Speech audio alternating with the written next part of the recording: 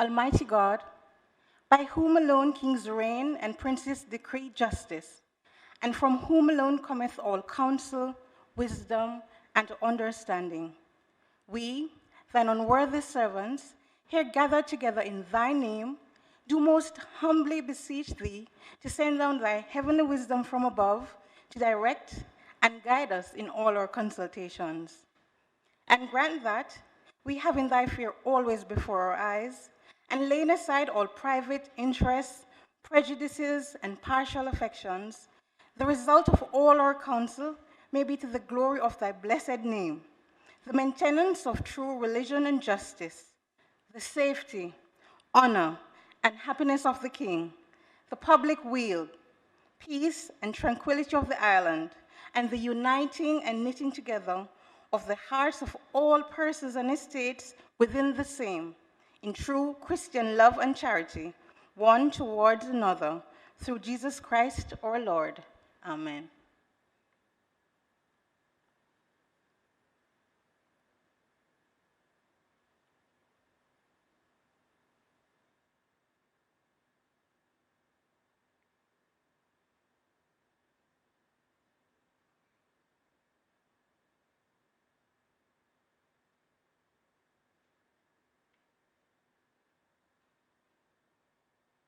You may be seated.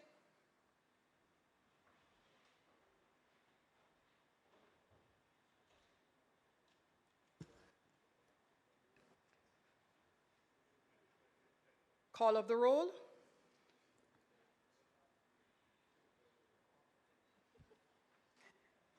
Mr. Clark, Mr. Bartlett, Mr. Holness, Dr. Clark, Dr. Chang, Ms. Grange, Mrs. Williams, Mrs. Malahoo Forts, Dr. Tufton, Mr. Mackenzie, Mr. Chuck, Mr. Vaz, Mr. Charles, Mr. Green, Mr. Warmington, Mr. Morgan, Mr. Hutchinson, Mr. Terrelong, Ms. Smith, Dr. Dunn, Mrs. Cuthbert Flynn, Mr. Main, Mr. Davis, Mr. Whittle,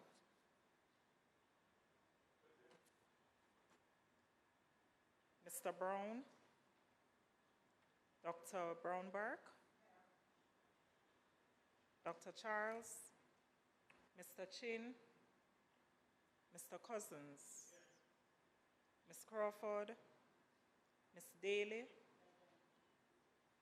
Ms. Davis, Mr. Golding, Mr. Graham, Dr. Guy, Ms. Hamilton, Ms. Hannah, Mr. Enriquez, Mr. Henry, Mr. Hilton, Mr. Jackson, Mr. Lawrence, Ms. Lee, Mr. Miller, Mr. Montague, Ms. Morrison, Mrs. Nita Garvey, Mr. Paulwell, Mr. Phillips, Dr. Phillips, Mr. Robertson, Mr. Robinson, Mr. Samuda, Mr. Shaw, Mr. Siblis, Mr. Slowly, Mrs. Vaz,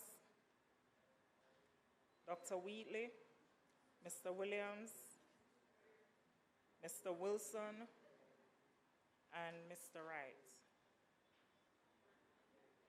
Mrs. Cuthbert Flynn? Okay.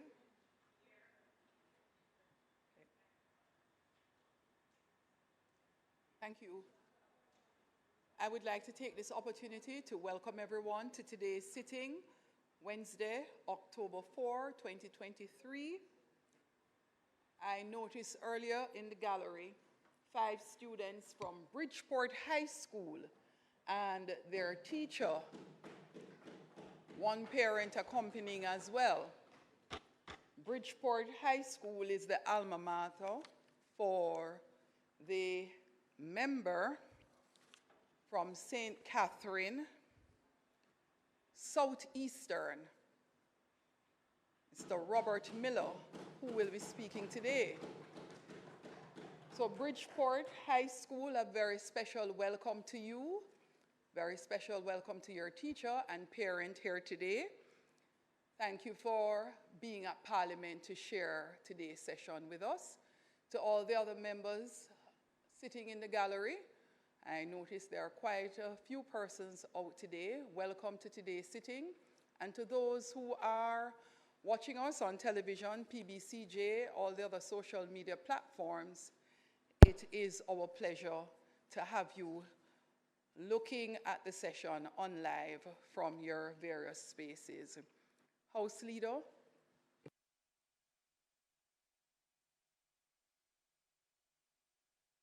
Madam Speaker, we on this side would like to join with you in welcoming the students from Bridgeport High School that are here, and to hope that they will get a good sense of what the Parliament of the land is, and certainly they are here to listen to their Member of Parliament, give an account of his stewardship in the constituency, which includes them.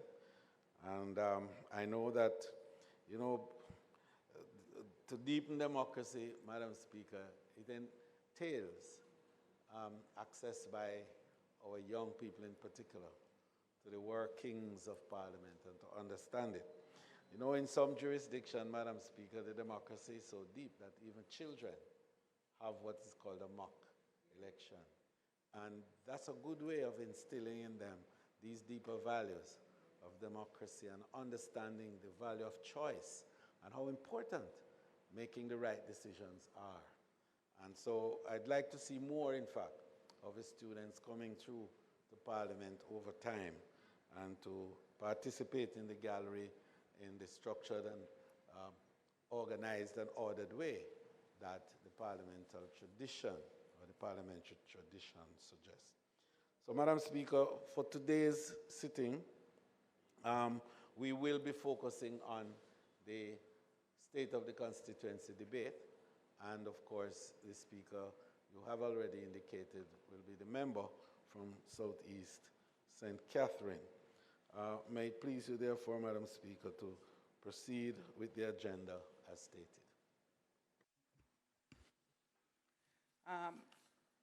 There are very few items on the agenda for today. It should be a short sitting. So I'll call statement by ministers, announcement.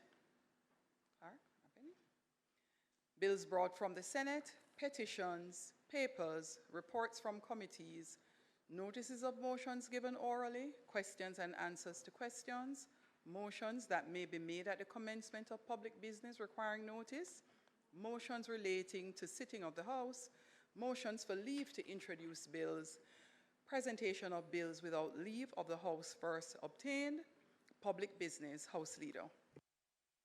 Madam Speaker, as indicated, the item for today is a presentation by the member from Southeastern St. Catherine. But before that, Madam Speaker, you recall yesterday that we had a very active, if not animated, discussion with regards to the timeline given to members, particularly for parliamentarians who have to give account of their stewardship in their constituency. And the good news that many have that there's much to say. And it's much to say because of a good government that has done so much that enables presentations to be even extended. So, Madam Speaker, in that context, I'd like to indicate the continuation of the debate, and in the motion to ask Madam Speaker that the standing orders, Section 32C(3), be suspended to enable the members making their contributions during this debate to continue their speeches for 30 minutes. notwithstanding the limit on the speeches that we have. And Madam Speaker, this is an amendment, Madam Speaker, that we're seeking to enable the level of efficiencies that we talk about that this House must assume as we go forward. And it's going to be part of the broader program that you and I and the leader of the opposition business in the House are committed to ensure that this Parliament is not just functional and efficient, but that we do give members an opportunity to speak and to speak effectively in the interest of their constituency, because that's why they're here. And so we will insist, however, Madam Speaker, that 30 minutes is the period for a speaker in this instance. May it please you, Madam Speaker. Thank you, House Leader. Parliament, the question is that the standing orders be suspended to enable the making of the contribution in respect of constituency debates, a motion to allow speeches for 30 minutes, notwithstanding the limit on speeches of Standing Orders 32C3. Those in favor? Aye. Those against? The ayes have it. I therefore call upon the designated contributor, Robert Miller, the member from St. Catherine, Southeastern.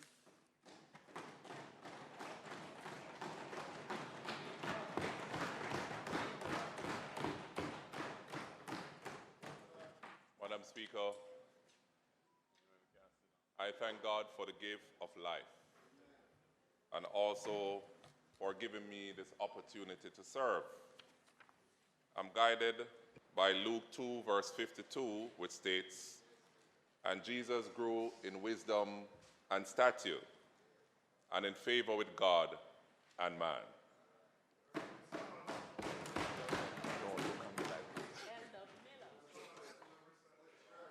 Let me first thank you, Madam Speaker, and congratulate you for giving me this opportunity, and to the Most Honorable Prime Minister, Andrew Michael Holness, for your continuous advice, your foresight, and vision as leader for the great Jamaica Labour Party, and your steward leadership in the governance of our beautiful country, Jamaica.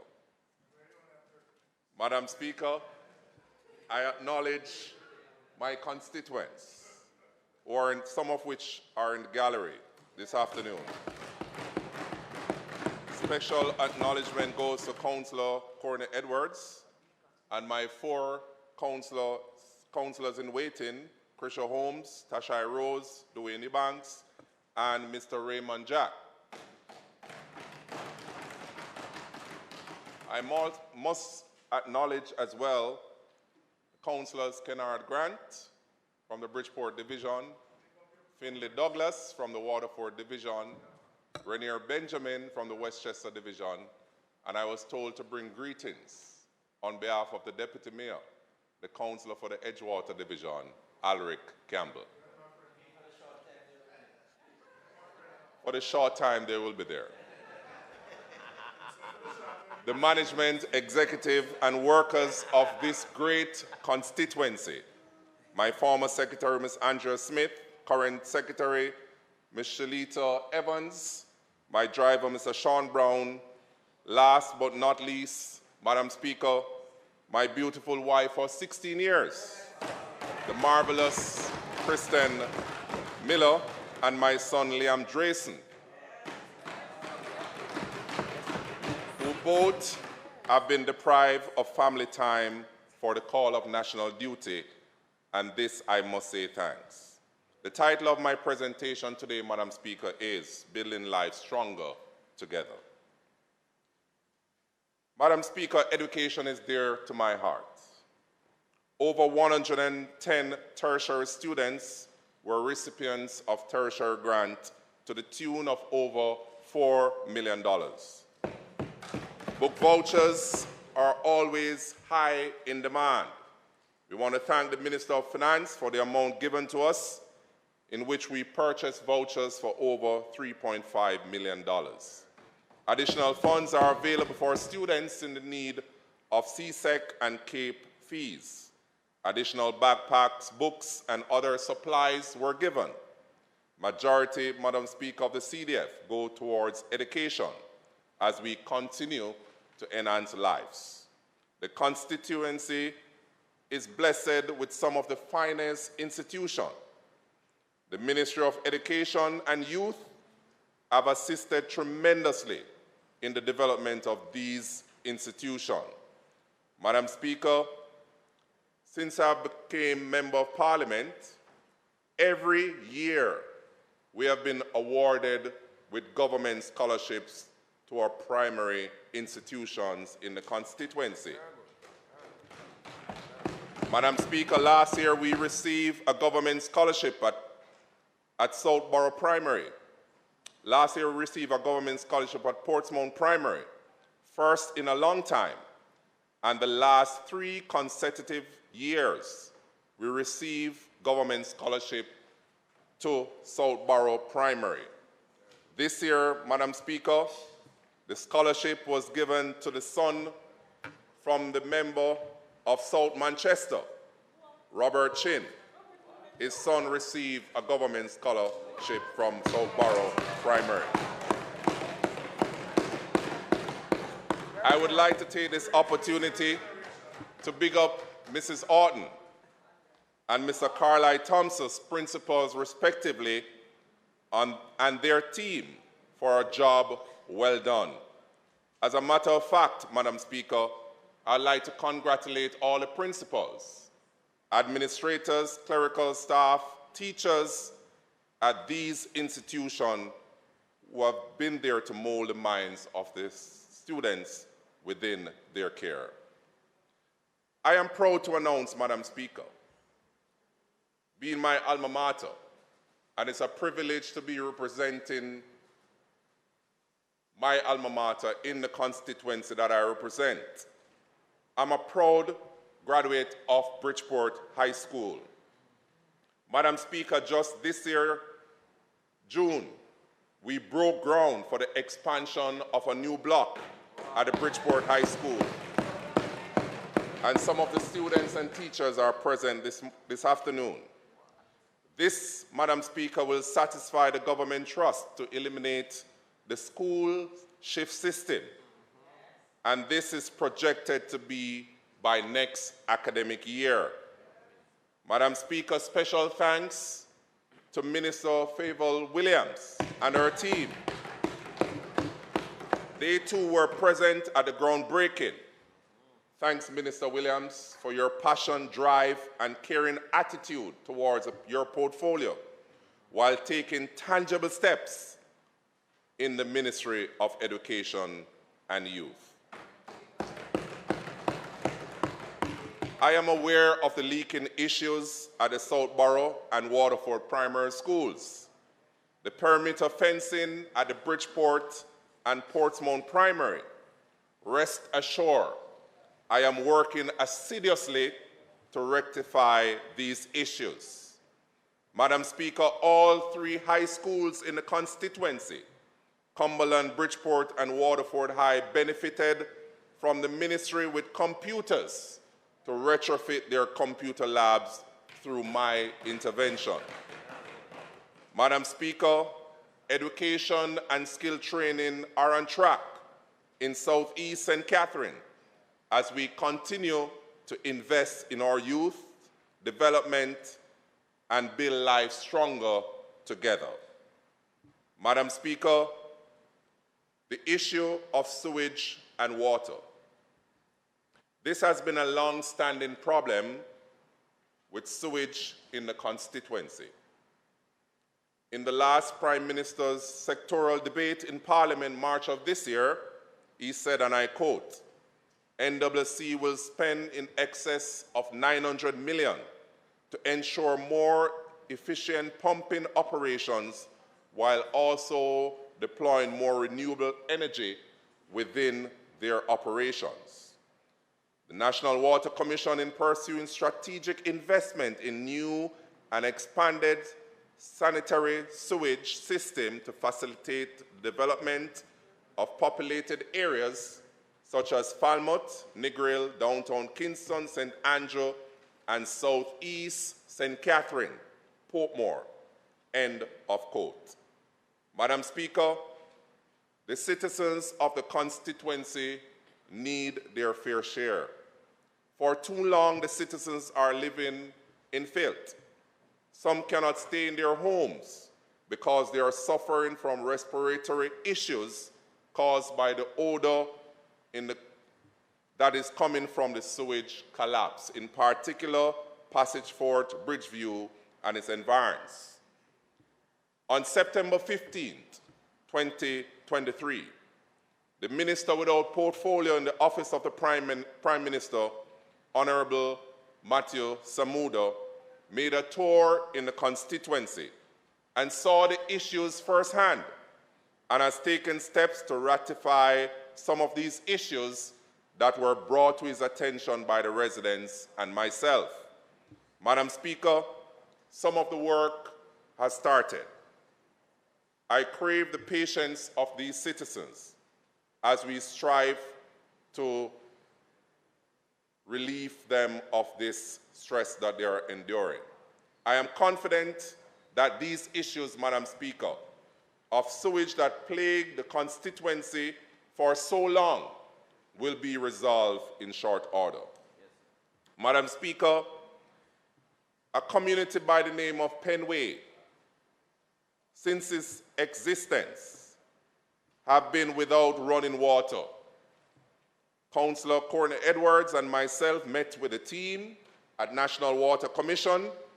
We had a meeting with the residents on Monday, September 18th, along with the staff of the National Water Commission. I'm proud to advise that within the next 2 weeks, the residents will have running water in their pipes. As long, Madam Speaker, as they register for same at a reduced rate by the National Water Commission. Madam Speaker, we will definitely build in lives as we work stronger together. Right, Julian? Transformational. Housing. The discussion is ongoing with the Ministry of Housing. We had a walkthrough and meetings with the citizens in the constituency, areas such as Portmore Gardens, famously called Rat Town, a name, Madam Speaker, that I hope will be eradicated from the people's mind, and this community will reflect the true beauty of the people of Portmore Gardens. Other areas identified for transformation to formal settlements are Penway, Merkaway, 48, Fort Drive Land, and parts of Portmore Lane. I will continue to lobby to ensure that the citizens of these areas receive their title in their hand. Madam Speaker, the new social housing program provides sustainable housing solutions to citizens island-wide. I believe it's a great program, however, not beneficial to the constituency that I represent, due to the fact that one of the criteria is that the land must be within the constituency, which is very lacking, hence has proven to be an issue. Madam Speaker, hope is not lost. There are 2 areas in the constituency that I would like to develop with the social housing program. An area that is affectionately called 48 or land, and an area where we found some land that is owned by the government, which I wish not to speak much of today. Let us, secret weapon. letters were written to the Most Honorable Prime Minister to see how best we could organize these areas and develop proper infrastructure and units for the citizens that I serve. Madam Speaker, we're building lives, foundations stronger together.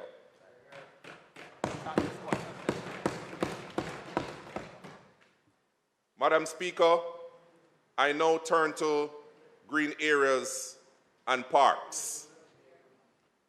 Although this is the jurisdiction of the local government, the citizens are craving for green areas. It's not for want of not lobbying with the councillors and the municipal council, but this has proven futile. Madam Speaker, under my watch, I have started a drive to develop these parks. I have some private interests. It is my intention to engage the Portmore City Municipal Council again with the hope that they would give their approval to develop these green areas. Madam Speaker, the parcel of land that is affectionately called Climate Park will be transformed soon to the Resilient Park. Madam Speaker, it has been too long. The citizens have been waiting for years. And rest assured, I will get it done. Madam Speaker, we had some delays with the Portmore City Municipal Council. That obstacle was passed. And in short order, groundbreaking will commence on the Resilient Park later this year. Madam Speaker, I would like to strongly encourage the Portmore City Municipal Council to bring some order to the face of Portmore. The area by Portmore Mall needs to be better organized. The Oricum Taxi Park that the Portmore City Municipal Council created like Nicodemus in the night needs to be developed with more amenities, bathrooms, security services, and lights, and in itself will eradicate the lawlessness, and then the citizens can feel safer and secure to enter the park to get their means of transportation to their various locations. We are encouraging them to bring order to Portmore. Madam Speaker, thanks to Minister Bartlett, the best tourism minister that the Western Hemisphere has ever seen.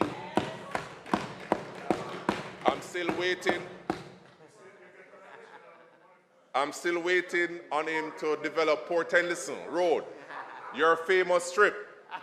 But the allocation, Madam, your famous spot, right? But the allocation, Madam Speaker, that was given to each member of Parliament through TPDCO was used to install a walking track in the community of Cumberland Meadows. The Citizen Association wrote to request it. My councillor in waiting, Ms. Tashai Rose, lobbied for it. And she used some of our personal donation to make this a reality. The Portmore Municipal Council gave the approval after a year, and the citizens eventually received their walking tracks. Thanks on behalf of the Citizen Minister of Cumberland Meadows. Bridgeport Business Complex. Madam Speaker, for years, this area has been in dire state of disrepair.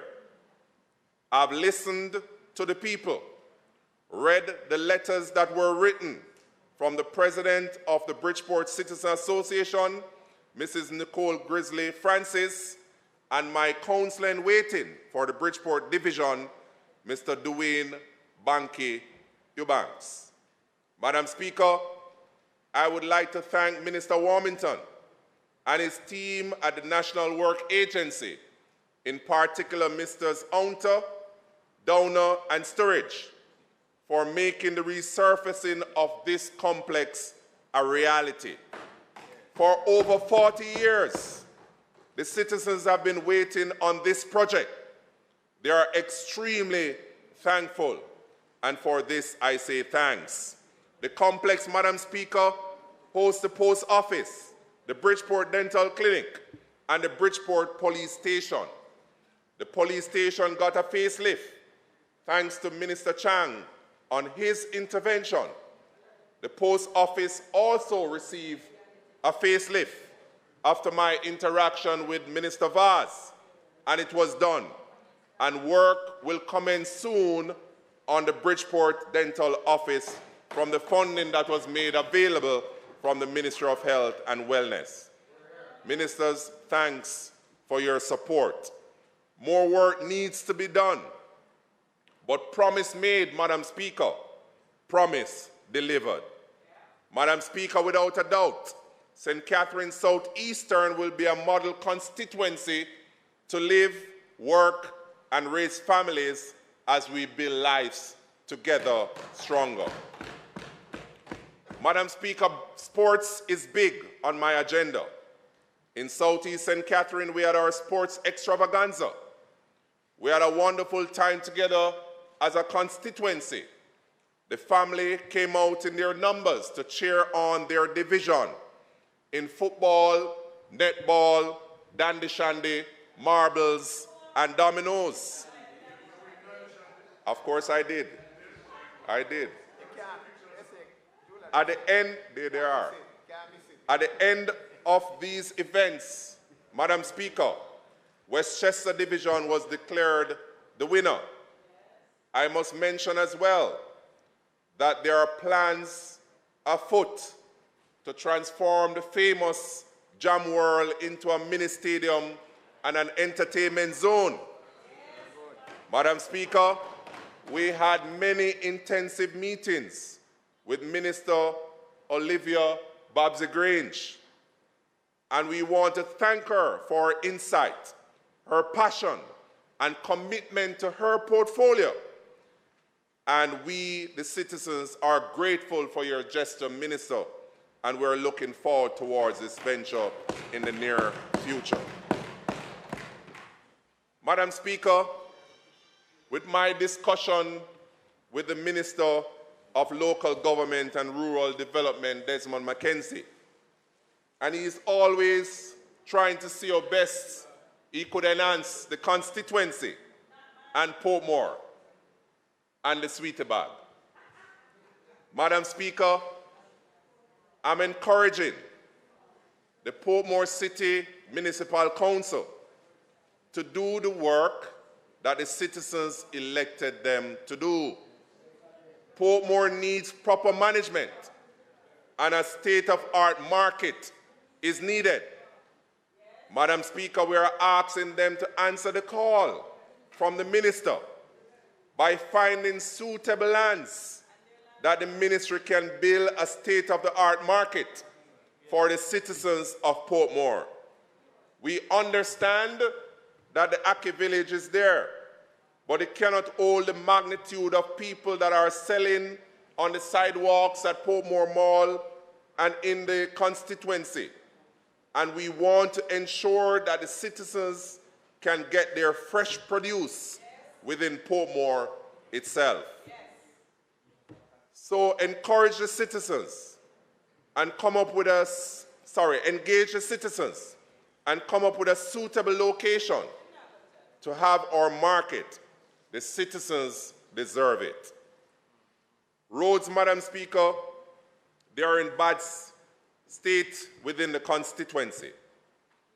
Majority of these roads are parochial, which is the jurisdiction of the Portmore City Municipal Council. But, Madam Speaker, the residents don't care about that. They are saying that it's the MP's responsibility. We have been pleading to the Portmore City Municipal Council to repair these roads so the citizens can travel in and out their communities comfortably, safely, and in a timely manner. Madam Speaker, the most honorable Prime Minister, a visionary leader, announced the legacy program through our National Housing Trust, that the trust should revisit these communities and redevelop the areas. Madam Speaker, I have 4 such communities: Portsmouth, Westchester, Cumberland, and Westmead. I am pleased to announce that Portsmouth has already gotten their facelift and the citizens are happy. I am also cognizant of the fact that residents are complaining that their roads were not done. I will do my best to lobby the various agencies to see how best we can resurface some of these roads. Madam Speaker, I know that the project will be implemented through the Portmore City Municipal Council. Contracts have been signed for Westchester and Cumberland for over a year now, and work is yet to commence. I am asking the Portmore City Municipal Council, what is the hold-up? Is it that you're waiting for an election to be called? Then you try to fool the people? That's an initiative of the Municipal Council? Madam Speaker, for years, the Portmore City Municipal Council have been fooling the people, but they cannot continue to fool the people all the time. I just got news about Westmead, and in short order, work will commence in the Westmead community. Madam Speaker, we need our communities to be resurfaced. Transport. We want to thank the government, in particular Minister Darrell Vaz and former Minister Audley Shaw, for a smooth rollout of the 50 buses that came just in time for the new academic year. The citizens of the constituency got some relief. However, I still lobby for the citizens of Waterford. We are requesting to reinstate the dedicated route in Waterford that traverses Harford Tree to downtown Kingston. You see, Madam Speaker, the 3A buses traverse Harford Tree, Waterford, and then to Caymanas Gardens. And the number 3 buses traverse downtown Waterford, then Caymanas Garden. However, sometimes the JUTC buses would not make the stop in Waterford, especially when they are full coming from Caymanas Gardens to Harford Tree and downtown respectively. Madam Speaker, this leaves my people stranded, some of which have to walk to the bottom of the community, which is approximately 1.5 miles. Madam Speaker, I'm petitioning on their behalf, and I know the minister will look into it as we have some discussion on same. The same applies to the citizens from Garveymead and Westchester. There is a need for more number 8 buses. Residents wait for hours at the transport depot in their communities to get a bus. Therefore, Minister, I'm just asking that you will look into this. Madam Speaker, I've written to the Minister of Transport,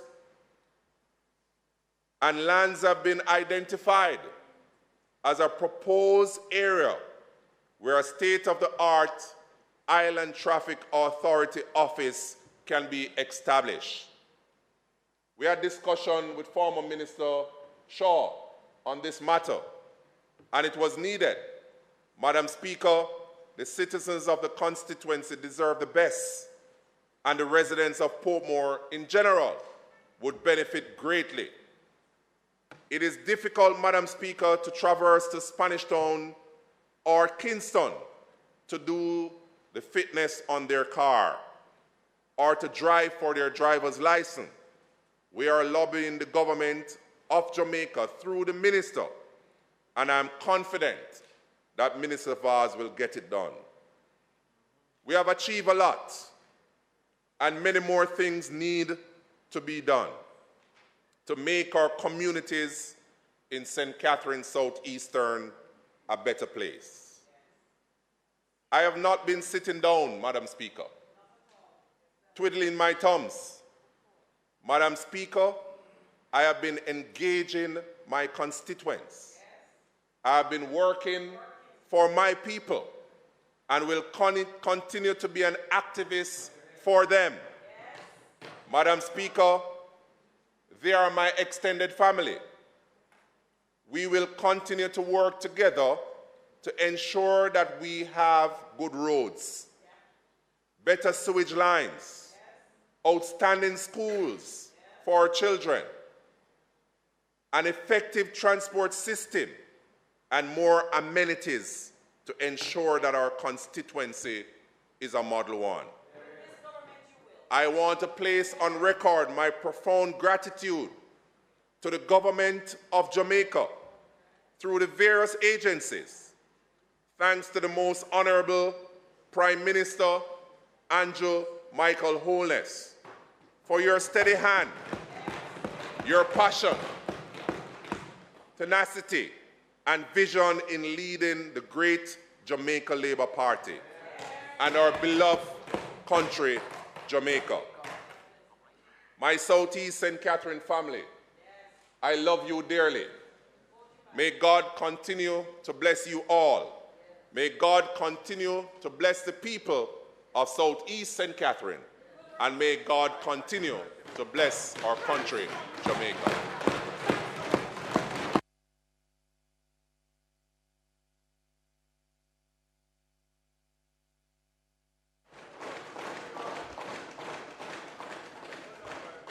Member of Parliament for St. Catherine Southeastern, that is an excellent example of what we would like to see in ongoing constituency debates. Perfect use of the time available, right on time. House Leader. Madam Speaker, I really want to echo your sentiments in this regard, because I think that this is really what we are about, and I am fully convinced that in order for speech to be everlasting, it need not be eternal. So I think you should know that, and hopefully you will apply that. So, Madam Speaker, I think the tone has been set. And in keeping with the amendment to Standing Orders 23C that we did today, I'm satisfied that the way forward will reflect this. And it is a very, very good way of our showing to the country that we can manage their affairs with precision, with dignity, and also with decorum, because the response on either side today was in fact exemplary. And I think that this is the way forward. It's a new way. And Madam Speaker, we look forward to strengthening the arrangements as we make this Parliament a stronger place, and indeed the repository of the highest tradition of democracy in our land. Madam Speaker, it's not intended to do any further business today. And on the motion of adjournment, as I ask for suspension of the State of Constituency debate today, I'd just like to indicate that we are encouraging members on both sides to ensure that we do have a fulsome presentations in the days designated for the debates. I must say that the program that we have, although it covers almost everyone, we want to see more participation in a given day, so that we can, in fact, get through within. Members? Yes. So, Madam Speaker, I just wanted to indicate further that we want this session to be concluded ahead of the Christmas break in order to really put into motion the private members' motion discussions that we have indicated to the House will become a feature now of the second phase of our sessional activities. We are quite cognizant of the fact, Madam Speaker, that enough has not been done in this area, and we are committed to ensuring that there is a greater sense of participation of all members through private members' motion. And so hopefully private members' motions, the debating of private members' motion. We have too many that are on the order paper that are not yet dealt with and completed. So we're looking forward to that as we conclude the State of the Nation debate, State of the Constituency debate within this period of the session of Parliament. In other words, we don't want it to go over into the last session, because that last session is usually taken up with preparation for budget. And so we look forward to all members participating and participating well. Madam Speaker, I beg to move for the adjournment of this House. Hold on. Yes. You'll be able to speak, but just the motion has to be put. Yes.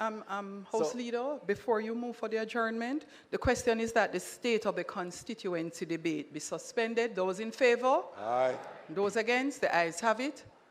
Thank you, Madam Speaker. And that's the order that is required. Yes. So, Madam Speaker, in the motion of adjournment, I beg to move that this Honorable House be adjourned until Tuesday, October 10th at 2 p.m. at the George William Gordon House. May it please the Madam Speaker. So, House Leader, if you move for adjournment, then it is on the motion for adjournment, I wanted to just address one small point that was made by the leader of government business. I welcome the idea that we will move to take the private members' motion speedily. As you know, there are 4 members in the House who have motions that are at about 3 years old, and probably another 4 that have motions that are about 2 years old, and a few from last year.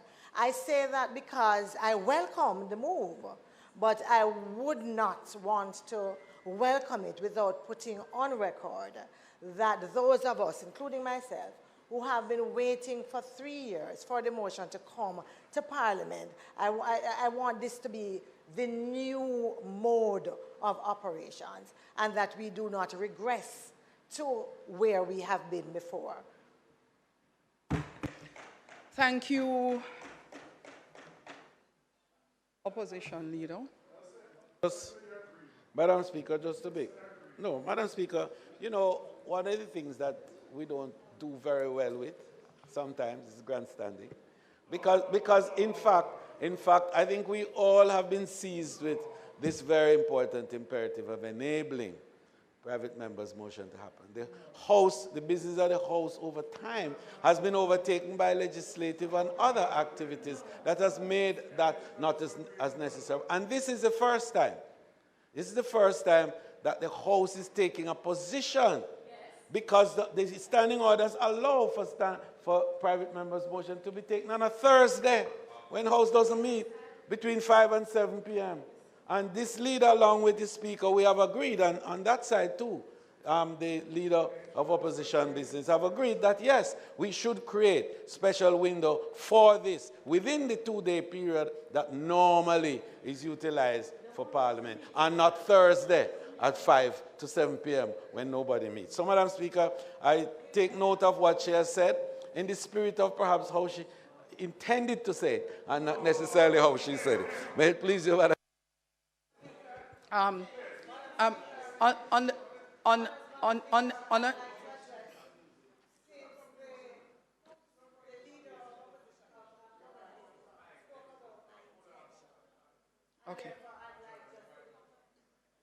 All right. No, hold on. That will never be permitted in this house. No. So please wait to be acknowledged and for your mic to be turned on, member and acting leader of opposition business in the house. I am going to turn on your mic. I was actually going to add a comment to the House leader's statement. And that is why I had not yet turned on your mic. So I will say to the House, as Speaker, I would have also, even as Deputy Speaker, been encouraged to facilitate, to agree to the amendment to the standing order to allow for private members' motion. It is something that has been observed by the leader, Prime Minister, by the leader of government business in the House. Previously, the standing order, which held for all the years that we have been in Parliament, had our private members' motion on a Thursday from 5 o'clock in the evening to 7 o'clock in the evening. What has happened is that because of the standing order, as time went by, it was observed that private members' motions were just not being heard and would have contributed to the observation by Member Brownberg in respect of 3 years, 2 years wait to have private members' motions held.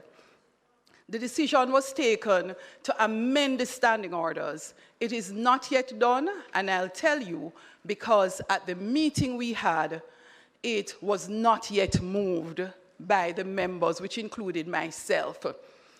The House leader, the opposition leader of business, met along with Speaker and then Deputy Speaker, and the decision was taken that at the immediate next meeting for our Standing Orders Committee review, it will be carried so that private members' motions are facilitated.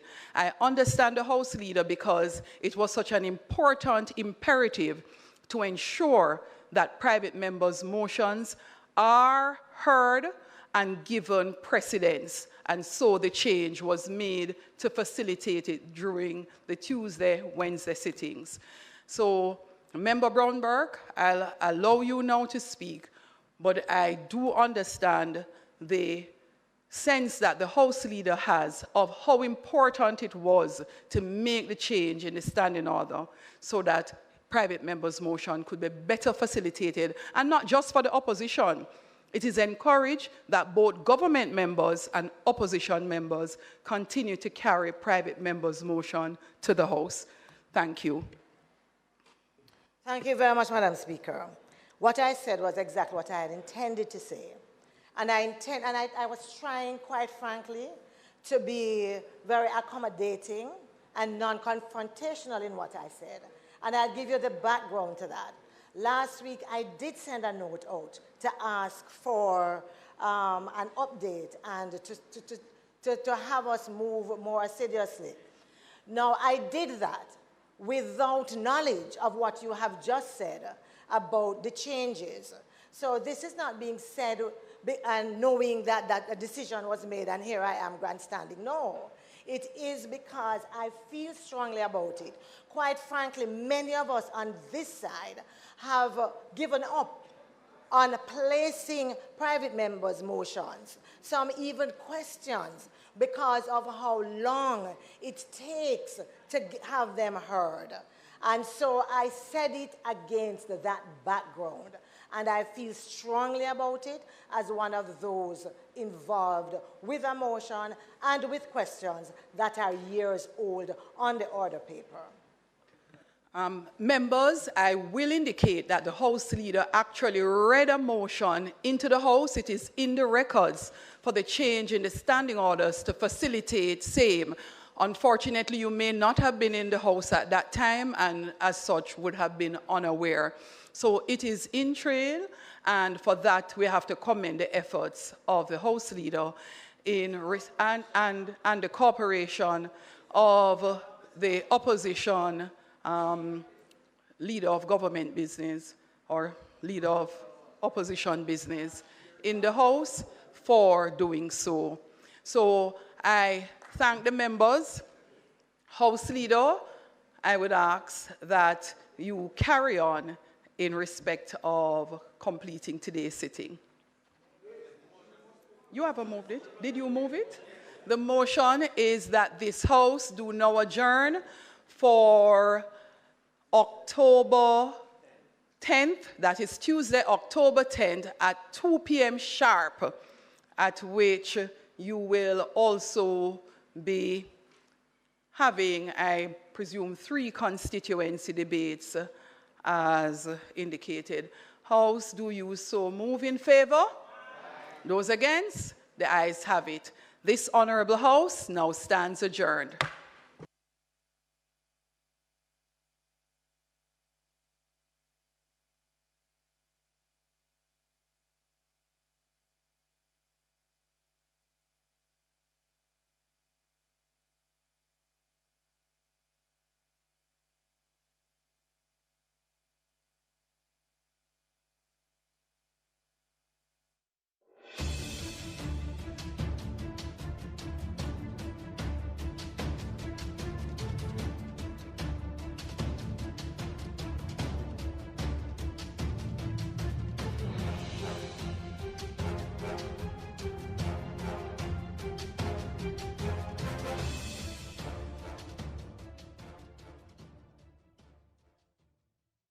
This is the Aedes aegypti mosquito that spreads the Zika, chikungunya, and dengue viruses.